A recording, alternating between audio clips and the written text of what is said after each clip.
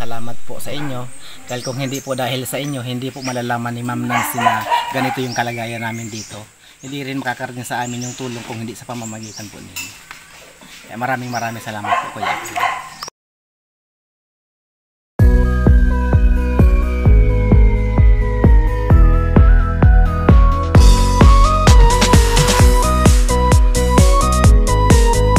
Gandang tanghali po mga katuwang.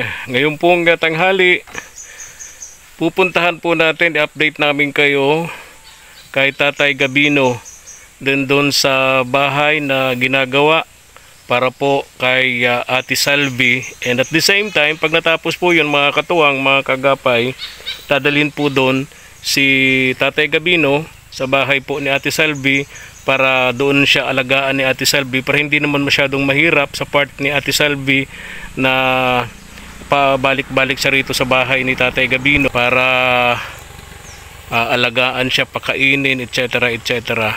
So maahan niyo po kami ni Papa P. Mega love shoutout nga pala sa lahat ng ating katuwang abroad, especially po kay Ma'am Nancy Lim. Ayan, thank you so much Ma'am Nancy.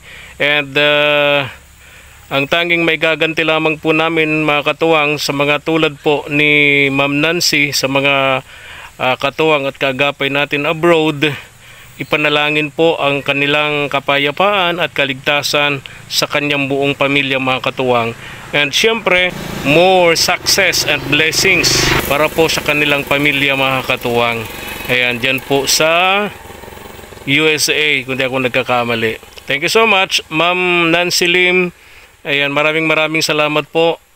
And tara, update namin kayo mga katuwang. Go, go, go!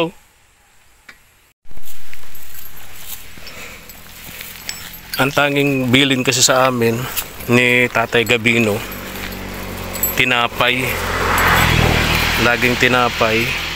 Kasi hindi na siya masyadong makakain po ng matitigas, kahit kanin, kunting subo na lang daw po. Kaya ang laging sinasabi niya kapag nagtatanong kami sa kanya na anong gusto niyang dalhin namin sa tuwing papasyal kami at pupunta dito, laging sinasabi niya po mga katuwang, tinapay na lang. Yan. Tay Gabino! Tay Gabino! Oo! Tay Gabi! Tay! Ayun, nakahiga si Tatay Gabino pero gising naman. Ayan. Itong mga aso niya rito, mga alagang aso ni Tatay Gabino, ang request niya sa amin, pagka dinala na namin siya dun sa bahay ni Ate Salvi, isama na namin yung kanyang mga alagang aso. Tay! Gandang tanghali po! Tay Gabino! Gandang tanghali! Kumusta na kayo, Tay? Kumusta na po kayo? Kumusta? Ay gaya nito dati. Dati lang.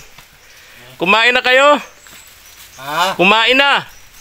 Ano? Kumain na kayo? Wala. Oo na. Ay kayo. Ay hindi pa po. Pwedeng makikain dito? Pwede po makikain? Kayo? Pwedeng makikain? Ay wala. Wasap na naman. Naubos. Naubos yung sinaing. Ano? Naubos po yung sinaing. Talaga makaubos man yan. Tay, may dala kaming tinapay. Yung laging bilin mo sa amin, oh. Tinapay. Ay salamat. Oo. Ayan, para may pangkain-kain kayo. Sabi nyo tinapay kasi hindi na kayo masyadong makakain ng kanin, ano? Ilang subo na lang, sabi mo, di ba? Ayaw. O pag tinapay, sasawsaw mo lang sa kape o sa gatas. Ano po? Di ba, Tay? Ayaw. Oo. Papasala namin yung bahay ni Ate Salve. Titingnan namin kung tapos na at para madala na namin kayo doon. Ano po? Ayaw. Ha? Ayaw. O ano pong isasama natin pagpunta mo doon? Sabi mo yung mga aso mo dadalhin natin. Ang kinukuha ko nga mapunta doon. Paano mga gamit ko dito? Ay dadalhin po natin doon. May kwarto kayo doon. Ay salamat. May kwarto kayo doon. Pagkatapos, pagka umaga, doon kayo sa balkonahin niya para mapresko kayo. Ano? Iyo. O, di ba tay? Iyo. Okay sa'yo yun? Ang inaalala mo, yung mga gamit mo rito. Dadalhin natin doon. Iyo. Pati yung mga aso mo, dadalhin natin doon. Payag naman si Ate Salvi. Wala dyan sa Albigaro. Wala dito. Baka nasa trabaho. Haron doon. Oo. Puntahan po namin, tingnan namin yung mga karpintero kung gumagawa. Ano po? Oo. Ha? Oo. Oo. O, babay muna, tay. Iyo. Ha? Bye. Oo, punta kami doon sa bahay ni Ate Salvi, ha? Oo. Salamat. Oo, sige, sige. Papunta na po kami, tatay. Salamat. Ingat po kayo. Ingat po kayo, lolo. Tay, alis na. Bye-bye. Ingat po kayo dito. Ingat po kayo lagi.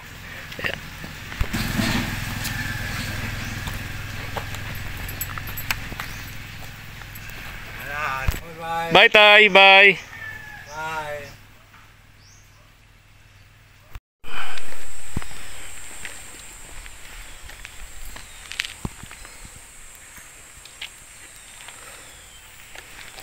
Tignan natin dito. Nabanggit kasi sa akin ni Mark na nagpalit sila ng karpintero. Hindi na daw sina Kuya Jun. Ewan ko kung ano naging dahilan at pinalitan nila yung kanilang karpintero. Ayun. Yung kanilang pang itaas, okay na, okay na, okay na. Talagang okay na. Ito na lang yung mga susunod. Tulad ng naging usapan ng huli. Ito yung kanilang kusina. Dun sa dulo, yun yung kanilang comfort room. Yun yung kanilang CR. Ayan. Anong oras na ba? Wala tayong naabutan na karpintero. Alas 12 eksakto.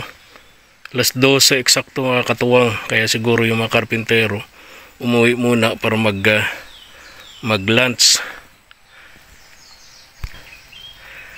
Good morning po. Gandang tanghali. Ang tanghali dito. Ay, kayo po ang asawa. Siya po. Oh, okay. Tama sabi ni Kuya Jun. Medyo niya mataba ng konti yung asawa ni Ate Salvi. Tagal na namin balik-balik dito, Kuya. Di ka namin natatagpuan. Dito ako nasa pagtitindahan. Ayos, so ngayon natagpuan ka namin. Anong pangalan niyo po, Kuya? Gary. Kuya? Gary. Gary, ayan. Si Kuya Gary ang asawa po ni Ate Salvi. Yung kinikwento sa amin ni Ate Salvi na kung ano yung kanyang ginagawa na pagtulong sa kapwa sa abot ng kanyang makakaya.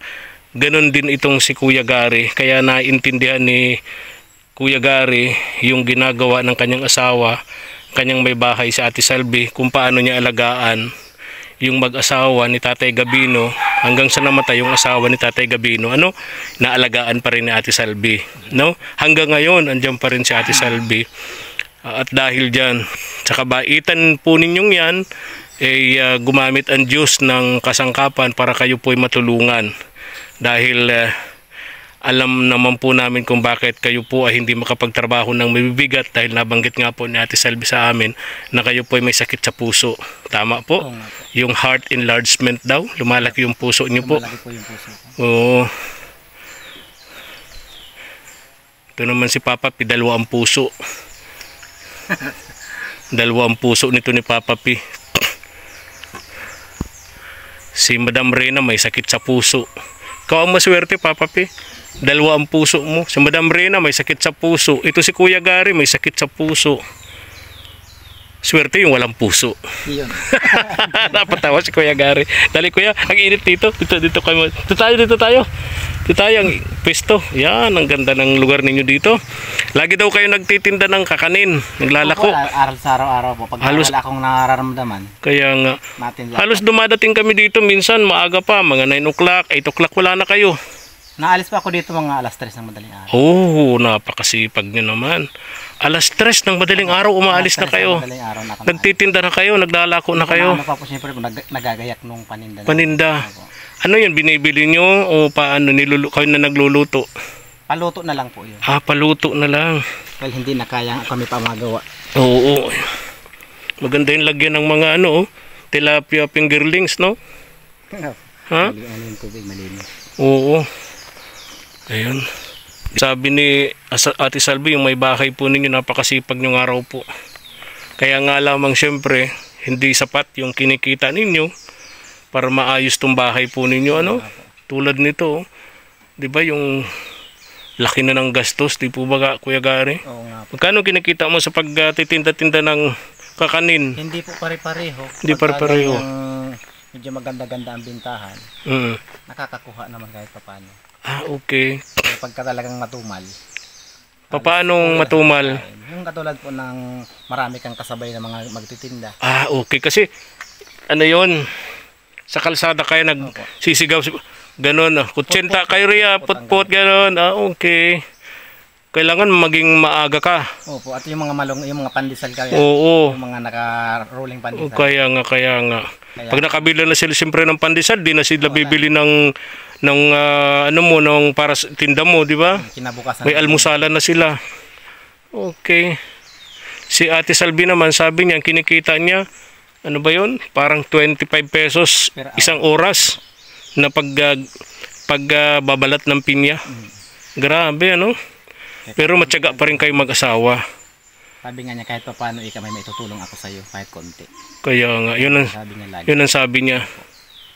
Kahit pa paano may maitutulong siya. Kasi naaawa naman niya sa kalagayan niya. Ang humahanga ako sa inyong mag-asawa, kahit ganun lang yung kinikita nyo, kahit ganun lang yung inyong hanap buhay, nagagawa nyo pang tumulong sa iba. Diba? Tulad ng ginagawa ni Ate Salvi. No? Pag nagluto dito sa bahay ninyo, magluluto din doon sa bahay ni Tatay Gabino.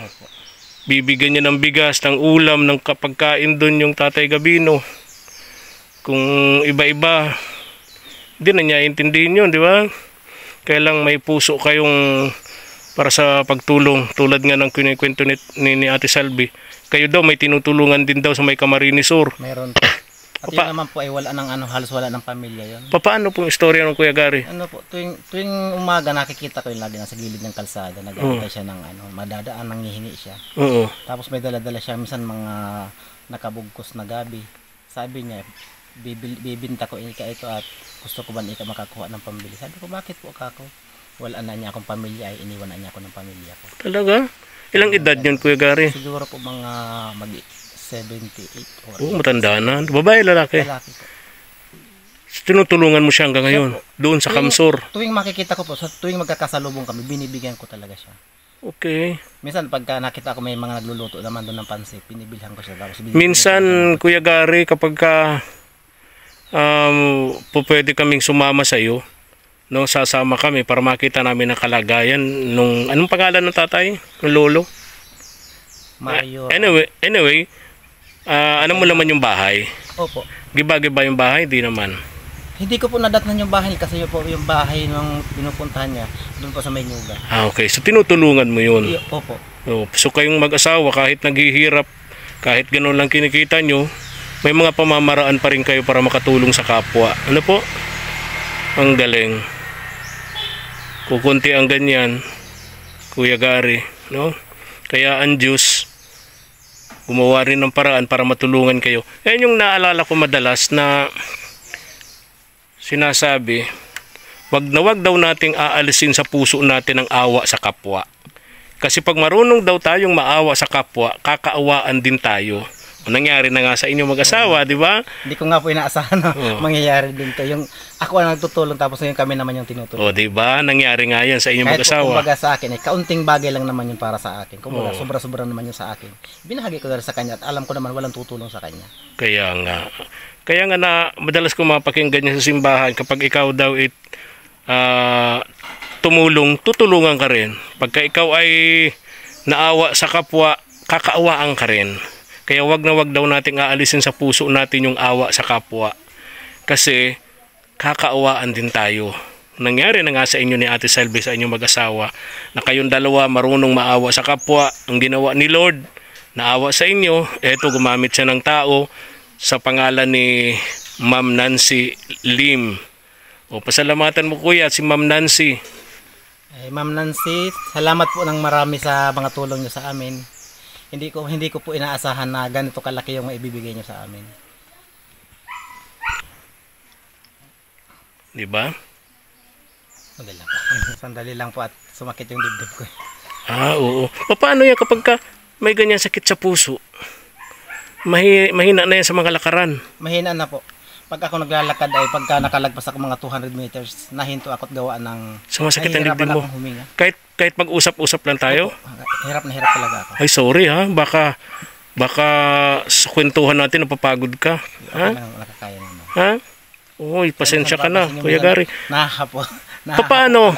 Gamit-gamit mo yung second hand na motor na yon. Opo. Yung second hand na motor na yon, gamit-gamit mo. Siya po, Mabuti hindi ka tinitirikan.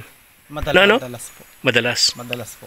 Minsan sa isang linggo, 3-4 na beses ako. Oh my God. Kaya minsan hindi ako nakakapagtingin. O di paano yung kapag ka natirikan ka, kapag ka inakay mo yun, mapapagod ka. Opo. Anong ginagawa mo? Mabuti na lang po may mga tao na pagka ganyan natitirikan ako minsan hinahatak yung motor ko. O di ba? Hinihila na lang nila para makarating ako sa pagawaan. O di ba? Ano yun? Kakaiba yun, di ba? Yung ibang ganyan natitirikan, makikita mo sa gitna ng initan, ulanan, akay-akay nila yung motor papunta doon sa repair shop, pero ikaw may tumutulong sa iyo. Kahit nga po sundalo pag nakikita ko natitirikan diyan, may motor siya.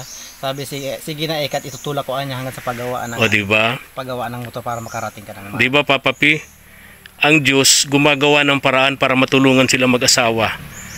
O di ba?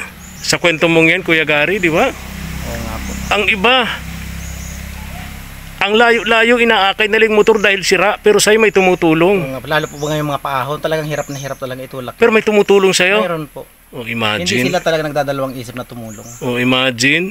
O di ba? Nagawa at nagawa sila para pagka ganyan na walang-wala sila talagang magamit. Kahit ika yung balagon, pwede na niya yung gamitin pang hila. Yung bagging. Opo. Para makarating ka niya sa paggawaan. Oh, parang si Papa P din yan. Si Papa P, ito, akalain mo ito, maganda na ang bahay niya sa tulong ng aming KSP Katuwang Abroad. Dati natutulog yan sa padyak. Si Papa P, no read no write yan.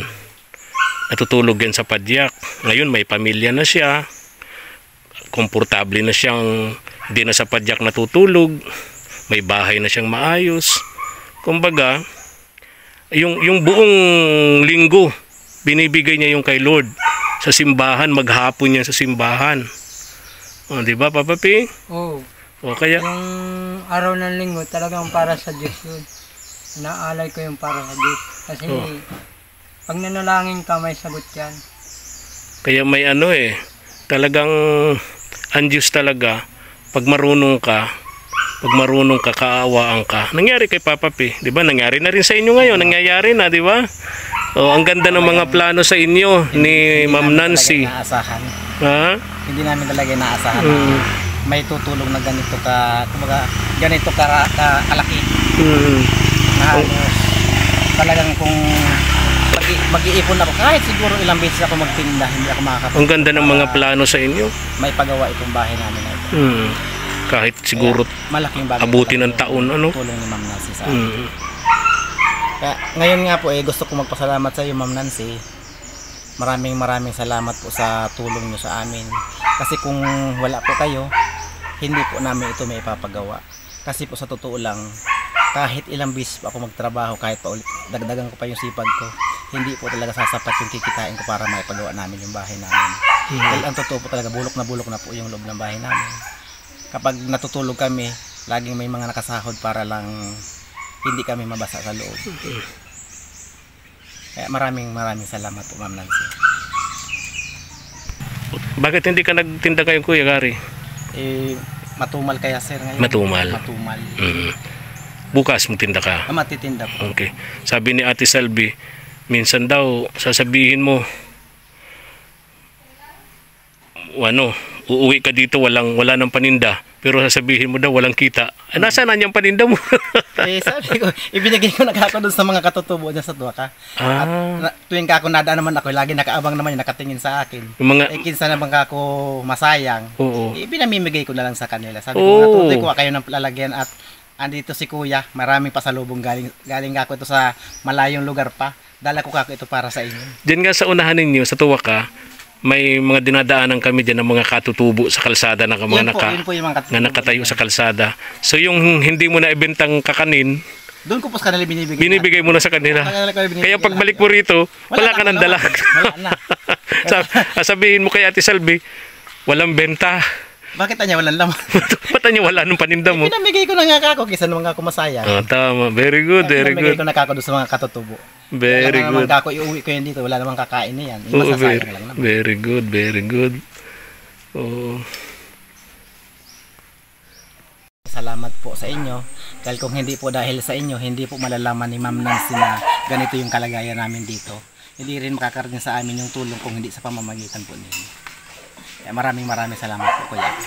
Kuya Gary, ang pasalamatan natin, una, si Lord, ang ating buong may likha. Yan ang unang-una nating papasalamatan. Pangalawa, Kuya Gary, yung taong ginamit niya, si Ma'am Nancy, and then kami lang yung tulay, no? Instrumento para yung tulong na para sa inyo makarating dito. Ano po? Okay. So ito, Kuya Gary, nagkataon na alas 12:20 na, wala na po yung mga karpintero. Siguro naglalan sila, ano? Nagpapahinga lang po. Dito ko po kasi pinapakain. Dito mo sila pinapakain. Okay. Kasi nakakaawa. Siyempre, Malayo. pagod na po. Tapos malayo. Oo. So nagpe-prepare kayo ng pagkain. Prepare po kami. Okay. So ang gagawin nila, Kuya Gary, dyan yung CR, ano? Opo. CR ito. Tapos ito yung kusina nyo, ano? Kuya, ito yung kusina. Oo. Okay. Andyan naman na yung mga materyales, mga katuwang. So, ilang araw kaya itong tatrabahuhin ng mga karpintero, Kuya Gary, itong kusinang ito, ano po? Mga medyo matatagal-tagalan pa po. Tatagalan-tagalan daw? Pulido po kasi manggagawa. Ha? Mahusay yung gumawa. Pulido maggawa kayo. Pulido, maayos gumawa.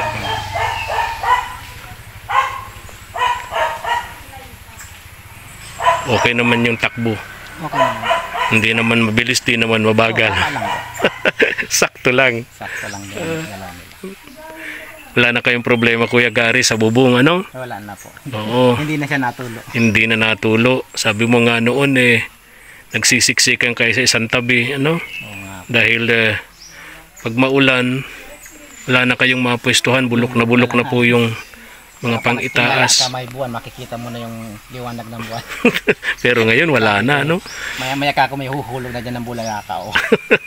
Ngayon ganda na, yung mga pamakuan, bago yan. Yung yero, di ba? Color bago. So ito. Tapos yung mga pintuan niyan, Kuya Gary, sabi ni Ma'am Nancy, agawin din natin, babaguhin din yung mga pinto nyo. Kasi yung pinto na yan, di ba? Sintas ng sapatos ang... Nilagay ko lang para wag akong... Kaya nga, ay mga babae pa naman itong mga nakatira dito. Magkakalampag kapag... Mga babae pa naman itong mga nakatira. Di ba? Napakadelikado niyan, Kuya Gary. Di naman sa oras-oras nandito kayo para bantayan yung mga babaeng nandito. Naalis ako talaga alas 2:30. Kaya nga. Naalis na ako. Kaya nga. Ayan, tapos yung mga pintuan yata gagawin din po yan, Kuya Gary. Ano? Opo. Okay. Kuya Gary, kakantahan ko kayo para sa inyo to. Ay buti-buti mo, Panginoon, sa lahat ng oras, sa bawat araw.